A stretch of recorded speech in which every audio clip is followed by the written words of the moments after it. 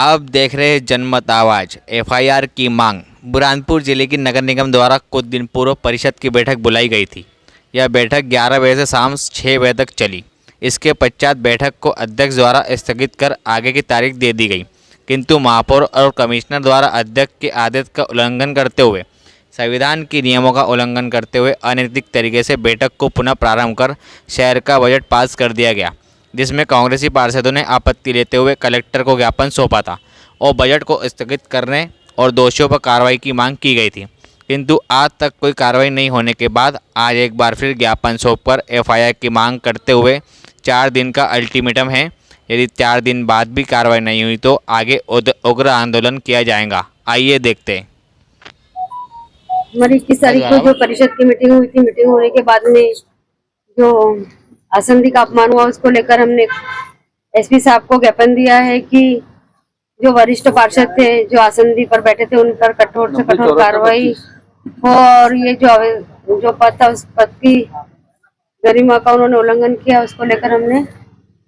SP साहब को शिकायत की है। यदि एफआईआर नहीं हुई तो इसके बाद क्या करेगी कांग्रेस? आगे आंदोलन करेंगे। ये है कि ये मामला नगर निगम तक सीमित नहीं है। दरअसल क्या है कि अधिनियम के अंदर अध्यक्ष को ये अधिकार है कि वो हालात को देखते हुए मीटिंग को स्थगित करने का अधिकार ये अध्यक्ष का है, और ये ऐसा अधिकार है कि जो कि कोई भी इसको समाप्त नहीं कर सकता, और अध्यक्ष की मीटिंग समाप्त करने के बाद कोई भी मीटिंग को संचालित नहीं कर सकता। जहां तक कि ये मामला आया है कि ये क्रिमिनल ऑफेंस है कि नगर निगम में निर्वाचित अध्यक्ष अनीता अमर यादव के रहने के बावजूद किसी और को अध्यक्ष के आसन पर बैठाना,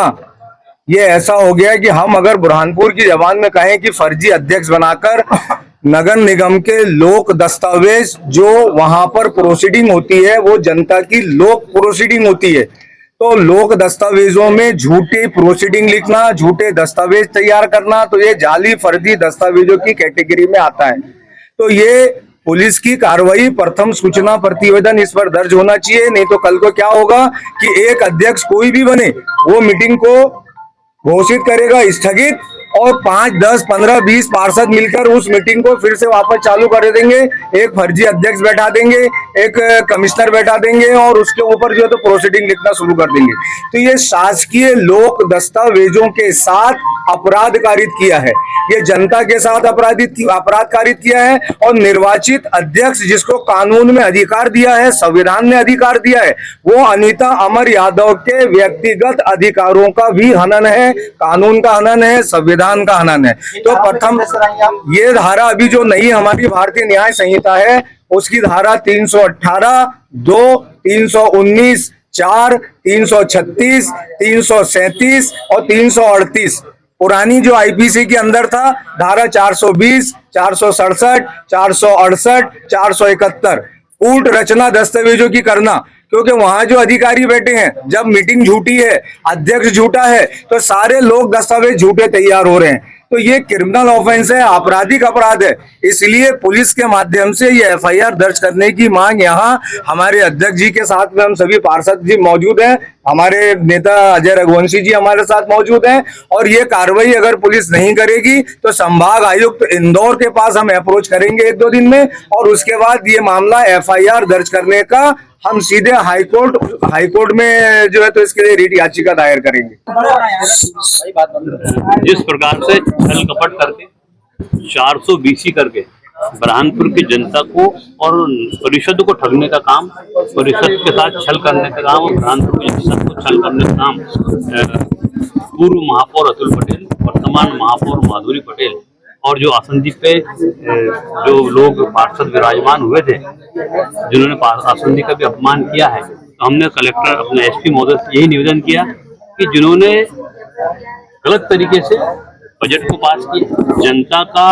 शोषण करने का काम, 50 रुपए महीने का पानी का टेस्ट को 200 रुपए किया, संपत्ति कर 25% बढ़ाने का काम किया, जिन्होंने नामांतरण के 500 रुपए लगते जिसको 5000 किया, जो कि उनको ये लग रहा था कि कांग्रेस पार्षद जनता के हित नहीं होने देंगे और जनता के हित में खड़े होकर हम उनका कुछ भी मनमाने तरीके से इंडस्ट्री का जो टैक्स बढ़ रहा है उसको हम बढ़ने नहीं देंगे। इस कारण ये छल कपट और झूठ का सहारा लेकर संविधान का पूर्ण रूप से उल्लंघन, संविधान को इन्होंने बता दिया भाजपा ने कि हम संविधान को नहीं मानते, और उस दिन उन्होंने अधिनियम की धज्जियां उड़ा दी और बुरहानपुर के इतिहास का काला दिन रखा है। इस कारण हम सबने एसपी महोदय से कहा है कि इन पर एफआईआर दर्ज हो, और क्योंकि एफआईआर दर्ज इसलिए होना चाहिए कि लोकतंत्र का अपमान के साथ साथ संविधान का अपमान है, तो ऐसे लोगों पर आज कार्रवाई नहीं हुई तो देश में इसका मैसेज लोकतंत्र का खतरे में अपने आप दिखेगा। कितने दिन का अल्टीमेटम है? हमने उनको 4 दिन का अल्टीमेटम दिया है। अल्टीमेटम हमने उनसे ये कहा है कि आप वहां पर वीडियो रिकॉर्डिंग हो, वीडियो रिकॉर्डिंग बना के आप देख लीजिए कि क्या है। वीडियो रिकॉर्डिंग तो कोई छुपी किसी से नहीं है, वो तो अपने आप सब दूध का दूध और पानी का पानी होगा कि हमने हमारे अध्यक्ष ने और हमारे पार्षद साथियों ने वहाँ क्या किया है। तो ये अभी एसपी साहब ने आश्वासन दिया है, और ये लड़ाई हमारी यहाँ तक नहीं रुकने वाली है। ये जनता की हित की लड़ाई है। हम संभाग आयुक्त के पास जाएंगे और तब भी हमें न्याय नहीं मिला। बुरहानपुर जिले का अधिकारी और खासकर नगर निगम के अधिकारी जो कठपुतली बन के काम कर रहे हैं, यदि ऐसा ही होता रहा तो हम न्यायालय के दरवाजे पर जाकर न्याय की गुहार करेंगे और लोकतंत्र को बचाने के लिए हमारी लड़ाई आखिर तक होगी।